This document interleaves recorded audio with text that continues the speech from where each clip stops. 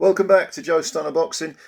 People don't generally like draws. They think it feels like unfinished business. Surely you can find a winner. But occasionally you get a fight where two guys just let it all hang out and they just tear strips off each other, and you think, I'm glad that was a draw. And such was the case between Christian MBILLI, a Cameroon fighter based in Canada, and Guatemala's Lester Martinez. 29 years old as I say, from Guatemala. I don't think he's based in the US. But he is a friend and stablemate of Terence Crawford. He's got Bomac in his corner. So if you talk about greatness rubbing off on you, now, this was a super middleweight fight, and it was a split draw. And I was glad about that because both these guys fought an unbelievably difficult to score fight where they were both up close and personal. It was phone booth warfare. I can't remember seeing a jab in the whole fight, or there might be one or two. And there's no doubt that MBILLI began as he meant to carry on. He went straight, like he always does, he went straight at Martinez. Huge hooks, huge gulps of energy being used up. It was for one of those stupid WBC, an interim title. What the fuck we need an interim title at super middleweight for? The headline act was the undisputed super middleweight fight between Canelo and Bud Crawford. So what the fuck is this interim thing doing on the line? It's a load of crap. And it was over 10 rounds, not 12. Can you believe it? Anyway, MBILLI reminded me a bit of a very young Nigel Benn before he lost to Michael Watson, went straight at Martinez. Martinez, though, did not capitulate, didn't come close to it.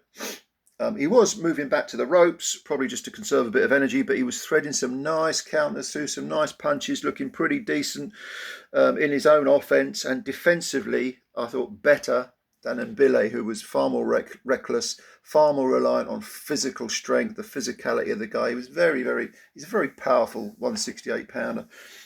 And he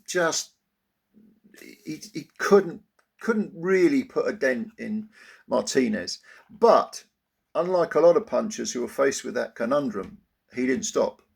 He just kept, rinse and repeat, go back, And it was an incredibly difficult fight to score because it was phone booth warfare, no jabs on offer on it again. But I felt that, yes, a lot of people like that front-footedness. They like that constant pressure. And there's no doubt that MBILLI was having some success. But the slicker, straighter, craftier punches were coming from Martinez, who didn't look remotely overawed by MBILLI's reputation. And it was just a really great fight to watch. It was just a tear-up. There was skill involved. I mean, it wasn't a caveman act. I mean, if you looked at what Martinez was doing, he was thinking in there. He's being very crafty. And MBILLI himself, I mean, he was, even though this is sort of straight up and down, come forward guy, pressure fighter, it's going to take a good man to contain this guy's aggression and energy, because he carried on using the same tactics, and it was only around about the 8th or 9th round where he began to look really weary, and that is when Martinez had his best moments, because I think in the last, I don't know, two rounds, 3 rounds, I thought this is like the most discomfort either of the fighters has looked to be in, and that was with MBILLI. Martinez was starting to put some nice combinations together. Probably he should have let his hands go more earlier on. He was just a little bit too defensive, a little bit too conservative. But in the last 2 or 3 rounds, he was letting hands fly. And he was catching MBILLI. And MBILLI was looking absolutely shattered, as you would expect a guy who fights with that style, with that energy.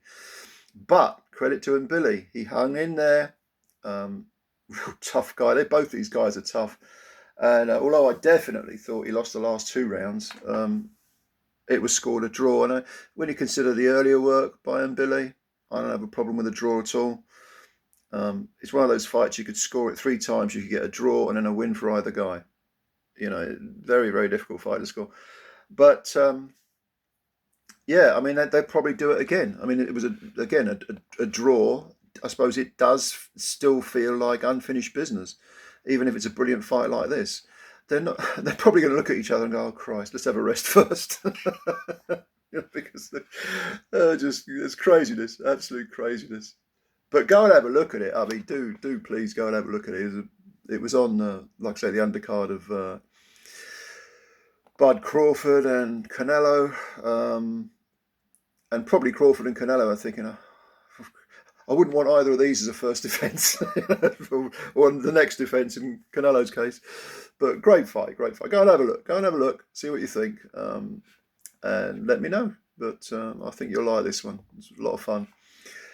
Anyway, thank you for watching this video. Please like it. Hit the like button, those little clicky like things, and also subscribe to the channel if you're new. Thank you very much, as always, for your support. Plenty more to come. I'll speak to you soon. Bye for now.